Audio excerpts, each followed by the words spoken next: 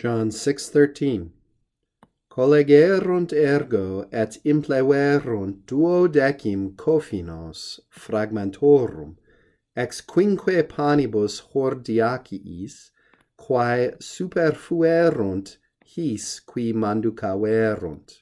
Therefore they gathered them up and filled 12 baskets full of fragments, full of pieces, from the 5 barley loaves which remained or were left over from those who ate. The last verse ended with Jesus' command to the disciples, colligite, gather up the pieces, and here is the answer. Third person plural, perfect active indicative, collegerunt, they did indeed gather up the pieces. Therefore, et impleverunt, we saw this verb in the last verse, they filled up 12. The form of this number is indeclinable, which is always nice, makes it easy to use. They filled up 12 kophinos. Kophinos. This is a Greek loanword, and it means baskets.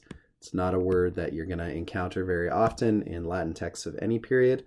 They gathered up 12 large baskets, and we might imagine sort of the attributive participle here, impletos, full of, or even we could say plenos, full of pieces, of bits and pieces from the 5 barley loaves. And remember, this odd word just means made out of barley.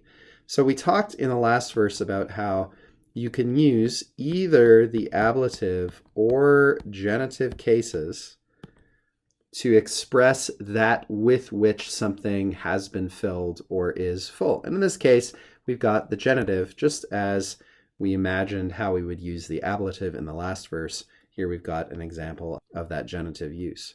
They filled up 12 baskets with, we would say in English, but in Latin, of the pieces, the bits and bobs, from those 5 loaves that we mentioned earlier, which, and here's our relative clause, which superfuerunt, which were left over. This is from the verb superesse, supersum, to be left over, to literally to be on top of, to be in addition to something else, which were left in excess from those his who ate.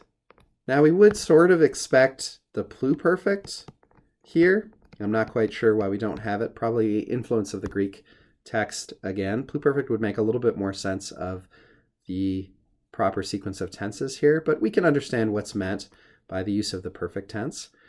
These are loaves which are left over from those who ate, from those who sat on this grassy hillside and ate up all of those loaves that Jesus had multiplied.